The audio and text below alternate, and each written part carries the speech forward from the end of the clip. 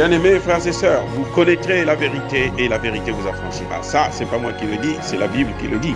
Mais moi, je vous dis mieux.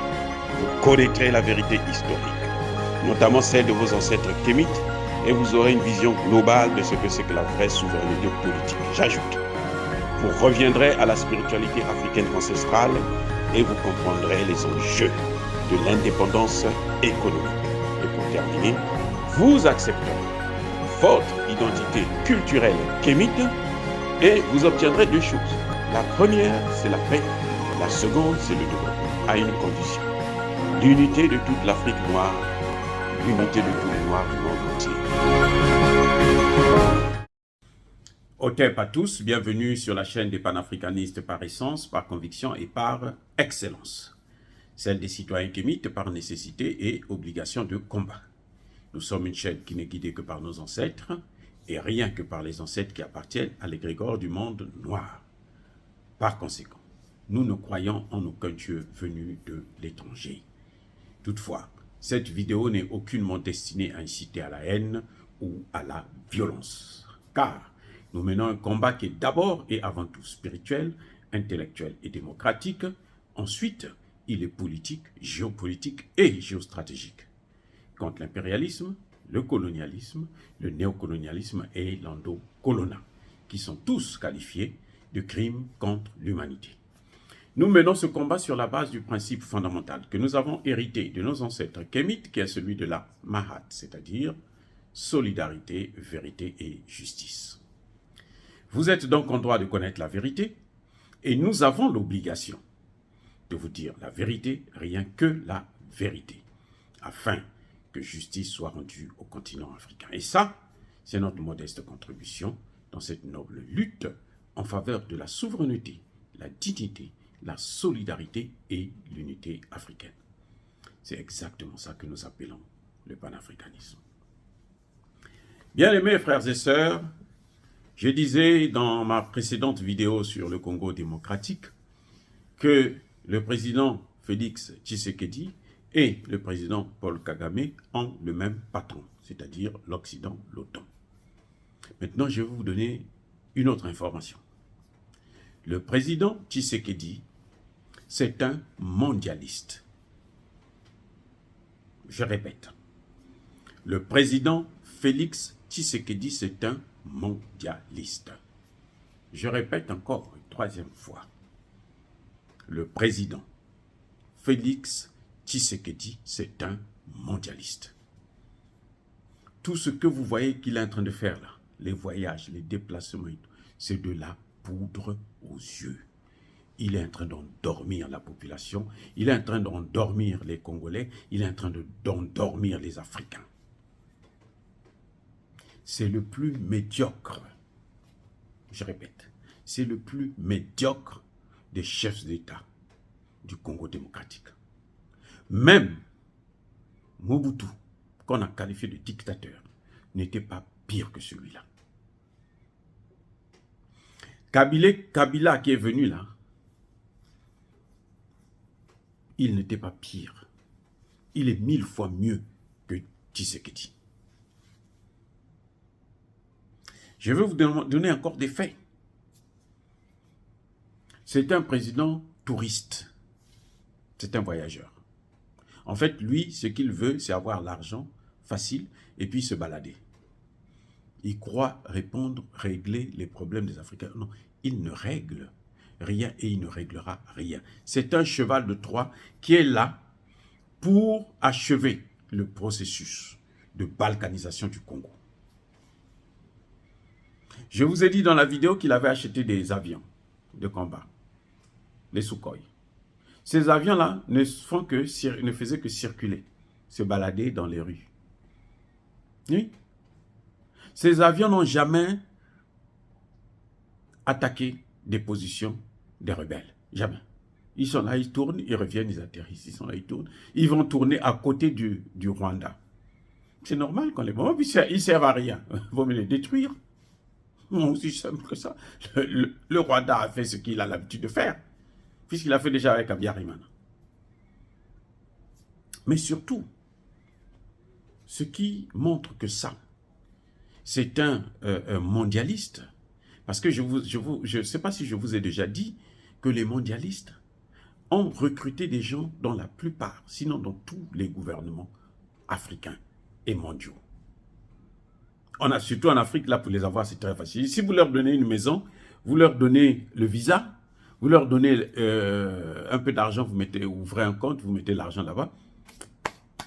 Les leaders africains, là, opposition et mouvance, là, ils sont partis. Pour ceux qui sont déjà au pouvoir, il suffit de prendre un dossier qui les concerne.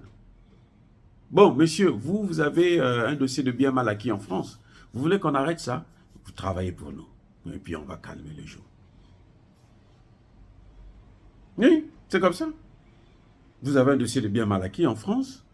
Si vous ne voulez pas qu'on prenne tous vos biens, et comme ils sont tellement attachés à ça, alors vous faites notre travail. Vous travaillez pour nous. Et tout de suite, ils cèdent.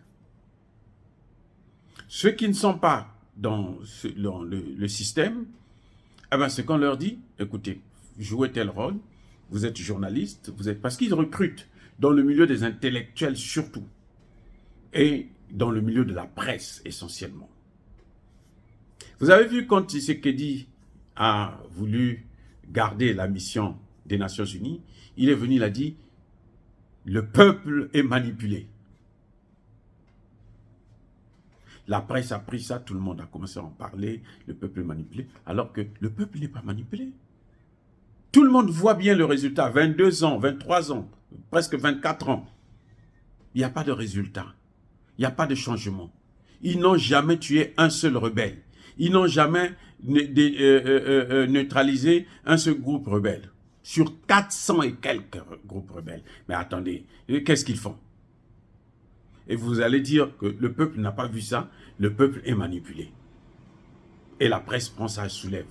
On fait la propagande, on fait passer le message, tout le monde se dit, ah oui, c'est vrai, nous avons tort. Alors que le peuple a raison. Les Nations Unies, là, il fallait les virer. Il ne veut pas les virer. Ça veut dire qu'il est en train de servir les intérêts des Occidentaux. Maintenant, cette histoire de voyage, je vous ai dit que c'est un président touriste. Écoutez-moi bien. La culture, la tradition africaine, lorsque vous avez un problème, vous devrez le résoudre chez vous. Je répète. Selon notre tradition, nos ancêtres, là, quand vous avez un problème, là, vous devrez le résoudre chez vous. Votre enfant a des problèmes. Vous avez des problèmes avec votre femme. Vous avez des problèmes avec votre mari. Vous avez eu ça dehors. Venez à la maison, asseyez-vous et parlez. Ça, c'est la culture africaine. Pourquoi je dis ça? Parce que la culture africaine, nous croyons aux ancêtres. Donc, quand vous êtes chez vous, là, les ancêtres sont avec vous. Ce sont eux qui vont vous aider à régler le problème que vous avez. Or, vous allez voir que Tshisekedi, il organise des réunions importantes depuis l'étranger. Même le conseil de ministres, il est à l'étranger, il organise le conseil des ministres. Ça montre bien qu'il n'est pas à sa place, c'est-à-dire qu'on l'utilise seulement. Il travaille pour des gens. Il travaille, c'est un mondialiste. Il travaille pour les mondialistes. Pour qu'il y ait un gouvernement mondial. Pour qu'il contrôle. Parce qu'on balkanise. Pourquoi on veut balkaniser le Congo? Pourquoi? C'est pour le diviser et pour mieux régner, pour mieux le contrôler. C'est tout. Leur objectif, c'est contrôler le Congo. S'il est entier comme ça, c'est pas bien. Il faut le diviser, ce sera plus facile. Eh oui, les gars. Tshisekedi est allé rencontrer l'ancien secrétaire de l'OTAN en Belgique. Pourquoi n'a pas demandé de rencontrer? Je crois qu'il aurait pu faire mieux de rencontrer le pape à Rome ou en France, chez son frère Macron. Voilà. Et un autre élément que je dois vous donner. pour que vous puissiez comprendre un peu ce qui se passe. Parce que les mondialistes ne sont pas bêtes, hein? Ils sont très, très, très intelligents. Ils ont des grands experts autour d'eux. Donc, ce n'est pas des gens hein, que vous allez comparer à nos dirigeants voyous là. Non. C'est des connaisseurs. Et c'est des gens qui planifient des choses pour 20 ans, 30 ans, 50 ans. Même 100 ans. Ce n'est pas leur problème. Ils ont planifié. Ceux qui viendront vont jouir de ça, mais en tout cas, eux, ils ont fait. Les gars, le président Sékou Touré de la Guinée-Conakry a dit, lorsque vous voyez quelqu'un qui est apprécié par la France, par les Occidentaux, à l'unanimité, lorsque vous voyez ça, méfiez-vous de cette personne. Lorsque vous voyez quelqu'un est détesté par ce club de bandits, de brigands, j'allais dire de criminels, ça, c'est votre homme, c'est lui qui travaille pour vous.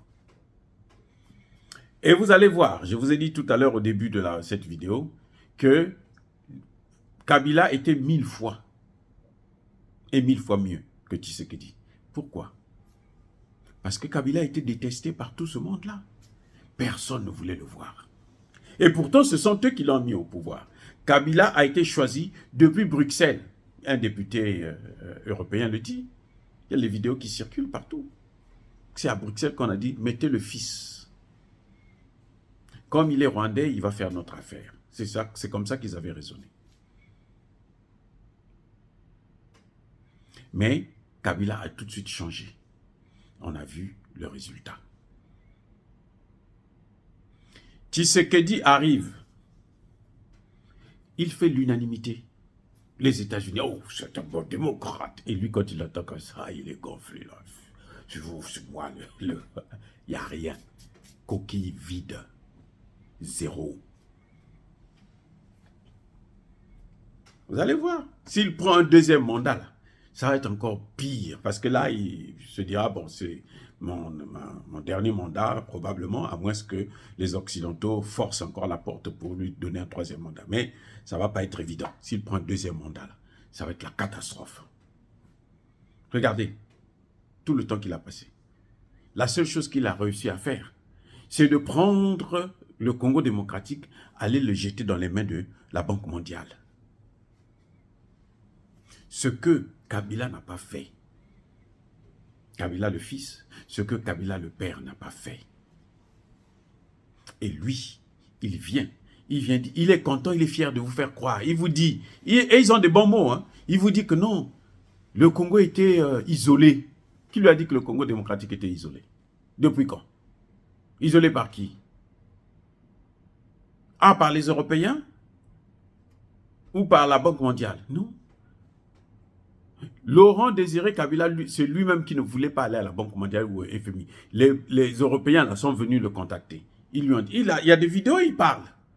Ils lui ont dit non, il faut que tu viennes emprunter de l'argent. Il a refusé. Il dit, moi j'ai l'argent, je ne veux pas emprunter.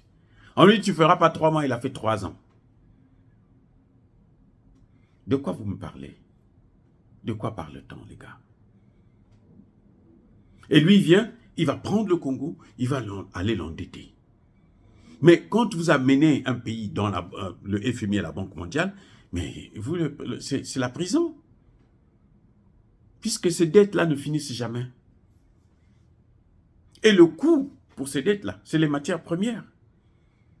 Et ça revient au même, que ce soit le Rwanda qui prend, qui vole, qui va donner aux Occidentaux, parce qu'il prend aussi sa commission. Que ce soit le FMI, c'est la même chose. Le Congo ne tire aucun profit de ces matières premières. Donc, Tshisekedi ne peut pas faire ça s'il n'appartient pas à ces gens. Regardez comment ils font. Et vous avez des journalistes, hein, des gens qui se disent journalistes, congolais, qui sont là. Dès que Blinken ouvre la bouche, allez, oh, Blinken a dit, il va maintenant frapper le Rwanda. Non, les gars. Je vous ai dit dans une de mes vidéos, l'une de mes vidéos, la précédente, que aujourd'hui là, personne n'a encore besoin d'aller faire la guerre seul. Tu vas recruter les mercenaires. Que ce soit les États-Unis, que ce soit la France, que ce soit même la Russie. La Russie est en train d'utiliser Wagner. Pourquoi lui, il ne va pas prendre? Parce que quand vous êtes en guerre, quand vous êtes en train de vous noyer, même le serpent, là, vous le tenez. Peut-être qu'il va vous aider à vous en sortir. Et Kabila, Tshisekedi plutôt, ne se donne aucun moyen de régler cette situation. Il est en train de tourner en rond. On va négocier, on va prendre le Kenya, on va prendre... Il sait qu'ils ne vont pas régler le problème. Il le sait. Donnez-leur 10 ans, 20 ans. Mais les militaires qui sont là, aux Nations Unies, à la MONUSCO, là, ce sont lesquels? C'est tous ces pays-là, non? Ils ont déjà des troupes là-bas, qui n'ont jamais rien foutu. Et tu vas aller encore prendre d'autres. Allez, venez m'aider. Ils ne vont pas combattre le Rwanda. Parce que le Rwanda, c'est les États-Unis. Le Rwanda, c'est la France. Le missile qui a fait exploser cet avion de combat, c'est un missile de marque française. Ce sont les Français qui ont fait ça. Donc, il est là, il est en train de jouer avec le monde. Et il faut qu'il arrête avec ça. Qu'il arrête avec ça. Je répète, qu'il arrête avec ce comportement. Le Congo ne lui appartient pas. Le Congo n'est pas à vendre. Dire cela, c'est inciter à la haine ou à la violence, non. Yaba colère ve Yamalem. Encore une fois, les gars, soyez bénis. Je persiste et je signe. Soyez abondamment bénis par le Dieu de Kemet. Mais que tous ceux qui persécutent l'Afrique, tous ceux qui le déstabilisent, qu'ils soient noirs ou qu'ils soient blancs, nous demandons à ce qu'ils puissent être punis, maudits, foudroyés, neutralisés par le Dieu de Kemet et par nos ancêtres angélisés. Vive l'Afrique éternelle. J'ai dit et j'assume.